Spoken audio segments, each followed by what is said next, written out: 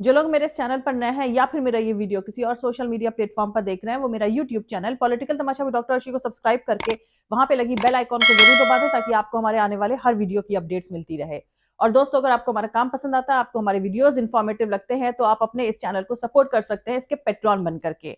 Patron का link इसी video के डिस्क्रिप्शन में डाल दिया गया है, जिस पर क्लिक करके आप पेट्रॉन बन करके अपने इस चैनल को सपोर्ट कर सकते हैं। और एक और तरीके से आप अपने इस चैनल को सपोर्ट कर सकते हैं, वो है इसकी मेंबरशिप लेकर के, और मेंबरशिप का लिंक भी इसी वीडियो के डिस्क्रिप्शन में दिया गया है। तो चलिए आज के सियासी तमाशे के सफर को शुरू करते हैं।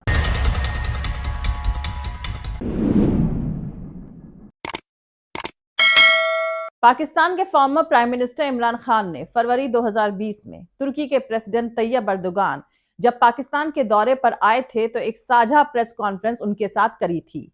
इस प्रेस कॉन्फ्रेंस में इमरान खान ने बड़े फख्र से कहा था कि तुर्कों ने हिंदुस्तान पर 600 सालों तक हुकूमत करी थी। दोस्तों, इमरान खान ने तब कहा था कि आपके आने से हम सबको इसलिए भी खुशी हुई क्योंकि हमारी कौम समझती है कि तुर्की से हमारे रिश्ते सदियों पुराने हैं। तुर्कों ने तो 600 साल तक हिंदुस्तान पर हुकूमत करी थी। दोस्तों, वहीं दूसरी तरफ ऐसा ही एक और वाकया नरेंद्र मोदी को लेकर के भी सामने आया है। प्रधानमंत्री नरेंद्र मोदी ने 24 सितंबर को पिछले साल व्हाइट हाउस में अमेरिकी प्रेसिडेंट जो बाइडेन से मुलाकात करते वक्त कहा था कि वो भारत में बाइडेन सरनेम से जुड़े कुछ दस्तावेज लेकर आए हैं। इस पर राष्ट्रपति बाइडेन ने हंसते हुए पूछा था कि क्या हम रिश्तेदार हैं? जवाब में प्रधानमंत्री नरेंद्र मोदी ने भी हंसते हुए कहा, हाँ। दोनों नेताओं की इस मुलाकात की खबर को ट्वीट करते हुए पाकिस्तान के नामी गिरामी पत्रकार हामिद मीर ने लिखा था कि ये अच्छा है कि नरेंद्र मोदी ने जो बाइडेन को उनके फैमिली के रिश्ते का दस्तावेज सौंपा है। भारतीय प्रधानमंत्री भारत में रहने वाले मुसलमानों के अरब रूलर्स के साथ फैमिली रिलेशनशिप्स को भी खोज सकते हैं और उन पर भी फख्र कर सकते हैं। खैर, प्रेसिडेंट जो बाइडेन ने भारत में बाइडेन सरनेम के बारे में तब कहा था कि उन्हें पता चला है कि ईस्ट इंडिया टी कंपनी में जॉर्ज बाइडेन नाम के एक शख्स कैप्टन थे। दोस्तों, बाइडेन उसी ईस्ट इंडिया कंपनी की बात कर रहे थे जिसने भारत को गुलाम बनाकर रखा हुआ था। वहीं दूसरी तरफ पाकिस्तान के फॉर्मर प्रधानमंत्री इमरान खान ने मेडिवल यानी मध्यकाल के मुस्लिम रूलर्स को तुर्क कहते हुए बड़े फख्र से कहा था कि उन्होंने यहां हुकूमत करी थी और इसीलिए उनकी कौम को उनके आने से खुशी मिलती है। बात नरेंद्र मोदी की अगर करें तो नरेंद्र मोदी प्रधानमंत्री बनने के बाद जब पहली बार 11 जून 2014 को लोकसभा में बोल रहे थे, तो उन्होंने अपने पहले ही भाषण में कहा था कि 1200 सालों की गुलामी की मानसिकता परेशान कर रही है। बहुत बार हमसे थोड़ा ऊंचा शख्स मिले तो सर ऊंचा करके बात करने की हमारी ताकत नहीं होती है। प्रधानमंत्री नरेंद्र मोदी की इस बात ने कई सवाल एक साथ खड़े करे थे। वैसे क्या भारत 1200 सालों तक गुलाम था? क्या भारत ब्रिटिश हुकूमत के पहले भी गुलाम था?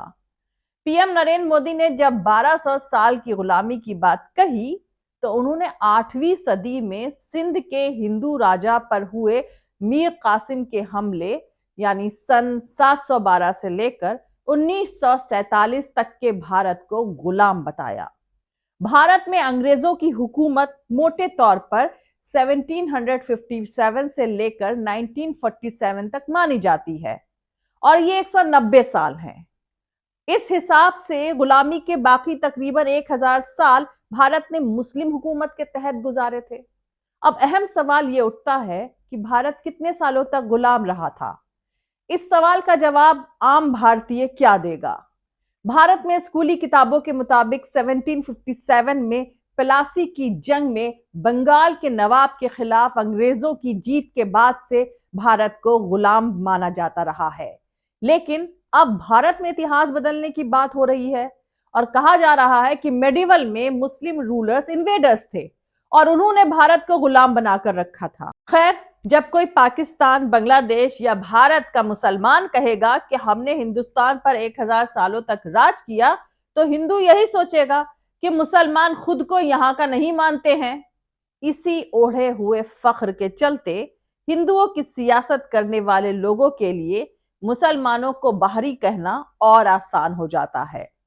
दरअसल आप जब कहते हैं कि मुसलमानों ने सैकड़ों साल तक भारत पर राज किया, तो इससे यही फील होता है कि हिंदुओं को दबा कर रखा गया उनके रूल के दौरान। क्योंकि जिन अंग्रेजों ने भारत पर बेइंतहा जुल्म किया, उनमें भी अब यह फख्र का एहसास नहीं है, जबकि मुस्लिम रूलर्स तो भारत को अपना ही चुके थे। यहीं की मिट्टी को अपनी मिट्टी माना था उन्होंने। उन मुसलमान बादशाहों को लेकर मजहबी मुसलमानों का यह फख्र वाला एहसास हिंदुओं को चिढ़ाने वाला होता है। बताया जा रहा है कि पाकिस्तान के स्कूलों में जो भी किताबें पढ़ाई जा रही हैं, उन्हें पढ़ें तो यही लगता है कि सारे मुस्लिम रूलर्स बहादुर हुआ करते थे और हिंदू उनके सामने सरेंडर यानी हथियार डालते गए, जबकि हकीकत ये नहीं है। तो दोस्तों, अब सवाल ये उठता है कि क्या भारत वाकई मुसलमान बादशाहों का गुलाम था? खैर, आपको बता दूं कि भारतीय इतिहास को मजहब के बेस पर बांटना कोई नई बात नहीं है। आजादी की लड़ाई से जुड़े लोग कहते रहे हैं कि भारत ब्रितानी हुकूमत का गुलाम था, तो दूसरी तरफ हिंदुत्ववादी कहते आए हैं कि भारत में विदेशी हुकूमत 13वीं सदी यानी 30th सदी या उससे भी पहले से थी। कुछ हिस्टोरियंस मध्यकाल यानी मेडिवल पीरियड को मुस्लिम हुकूमत का दौर कहते हैं। यहां तक कि मुस्लिम लीग के लोग भी कहते थे कि उन्होंने पूरे भारत पर हुकूमत करी। इतिहास का ऐसा इंटरप्रिटेशन दोनों तरफ से यानी हिंदू और मुसलमान की सियासत करने वाले दोनों तरफ से है, जबकि सच्चे राष्ट्रवादी इस तरह के इंटरप्रिटेशन को खारिज करते हैं। तो दोस्तों, हकीकत यह है कि मेडिवल यानी मध्यकाल के कई रूलर्स की पैदाइश विदेशों में हुई थी, लेकिन उन्होंने खुद को भारतीय रंग में ढाल लिया था। आजादी की लड़ाई लड़ने वालों का तर्क है कि ब्रिटिश राज उनसे पहले के मुसलमान राजाओं के दौर से बिल्कुल अलग था, क्योंकि अंग्रेज भारत की दौलत बाहर ले जा रहे थे, लेकिन मुसलमान बादशाहों ने भारत की तमाम दौलत भारत में ही रखी। यहीं बस जाने वाले और दौलत अपने देश ले जाने वाले लोगों के बीच के फर्क को दोनों तरफ के कम्युनल लोग जानबूझकर भूल जाते हैं। इसीलिए आरएसएस ने 1950 के दशक से जो इतिहास बताना शुरू किया, वो बिल्कुल अलग है। वो ऐतिहासिक फैक्ट्स की बात नहीं करते हैं। इसीलिए इतिहास ये नहीं है कि क्या हुआ था, उनका इतिहास ये है कि क्या होना चाहिए था। भारतीय सियासत के इस मौजूदा दौर में ये सब अब सबसे ज्यादा देखने को मिल रहा है, जबकि पाकिस्तान में भी ऐसा देखने को मिला है। पाकिस्तान में तक्षशिला और मोहनजोदाड़ो को इतिहास से बाहर कर दिया गया है। तो दोस्तों, इंडियन हिस्ट्री को एंशियंट इंडिया, मेडिवल इंडिया और मॉडर्न इंडिया में बांटा जाता है। गुप्त काल के बाद एंशियंट इंडिया का एंड और मेडिवल यानी मध्यकालीन भारत की शुरुआत होती है। एंशियंट इंडिया में ही हिंदू, बौद्ध और जैन धर्मों का उरूज हुआ था। तो मुगल काल यानी 1526 से लेकर औरंगजेब की मौत यानी 1707 तक सबसे अहम है। औरंगजेब की तकरीबन पूरे भारत पर हुकूमत थी। औरंगजेब के बाद मुगल एम्पायर डाउनफॉल की तरफ बढ़ा। 1857 यानी 1857 में मुगल डायनेस्टी के आखिरी बादशाह बहादुर शाह जफर को अंग्रेजों ने बर्मा एग्जाइल कर दिया था।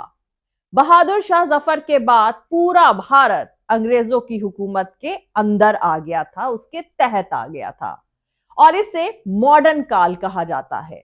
जबकि तमाम इतिहासकार इस ब्रिटिश काल को मॉडर्न काल कहने पर सवाल खड़े करते हैं। दरअसल जो ब्रिटिश राज जुल्मों से भरा था, उसे मॉडर्न काल कहना पूरी तरह से लाफेबल यानी हंसी का पात्र है।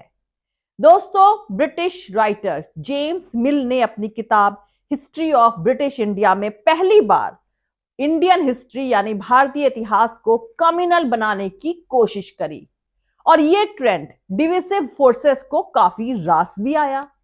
जेम्स मिल ने एंशियंट इंडिया को हिंदू हुकूमत, मध्यकाल यानी मेडिवल इंडिया को मुसलमान और अपने जुल्म से भरी हुकूमत को मॉडर्न भारत बताया। कुल मिलाकर मुसलमानों को विदेशी और मुस्लिम हुक्मरानों को कॉलोनियल ताकत बताने का मसला कोई नया नहीं है।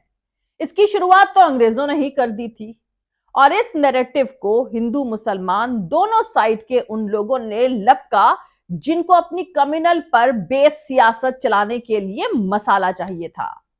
दरअसल जब प्रधानमंत्री नरेंद्र मोदी संसद में कहते हैं कि भारत 1200 साल तक गुलाम रहा, तो उनका निशाना देश के मुसलमानों पर होता है। प्रधानमंत्री कहना चाहते हैं कि मुसलमान बाहरी हैं और उनकी लॉयल्टी पर शक किया जा सकता है, लेकिन हकीकत यह है कि आजादी से पहले ही यह मसला छिड़ चुका था।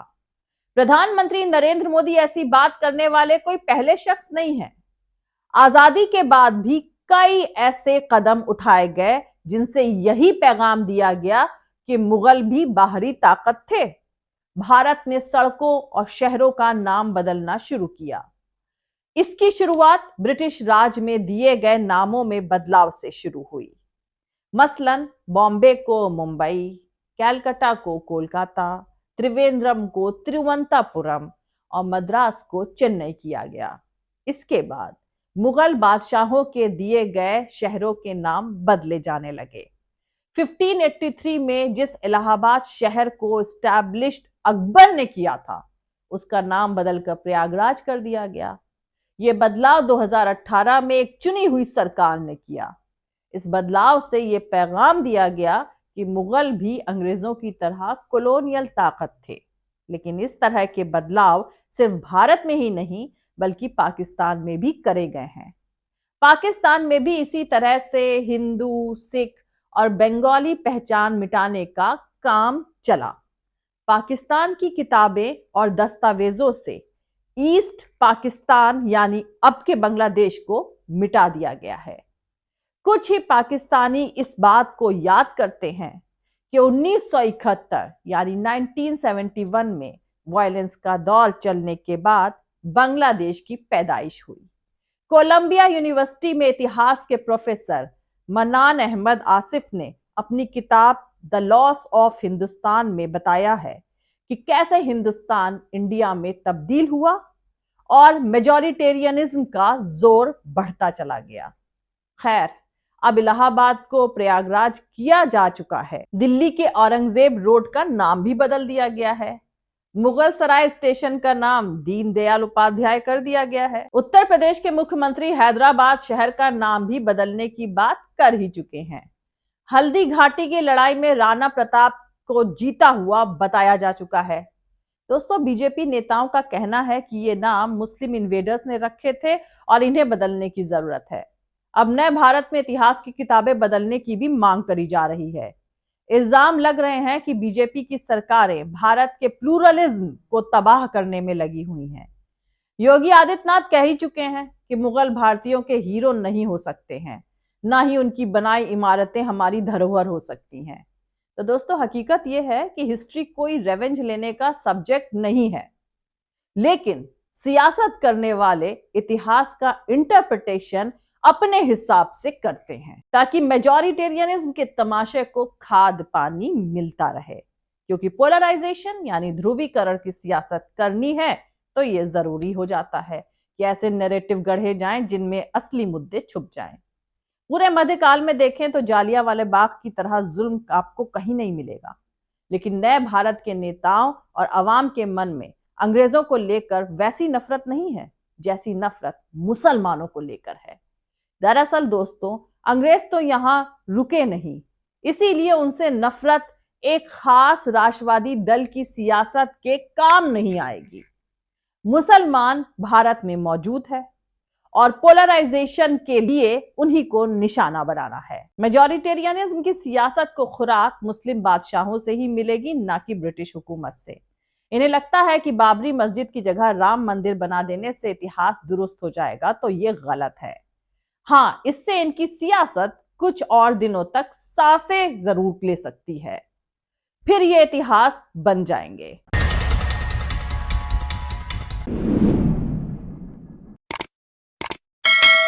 मिलते हैं अगले वीडियो में किसी दूसरे नए सियासी तमाशे के साथ।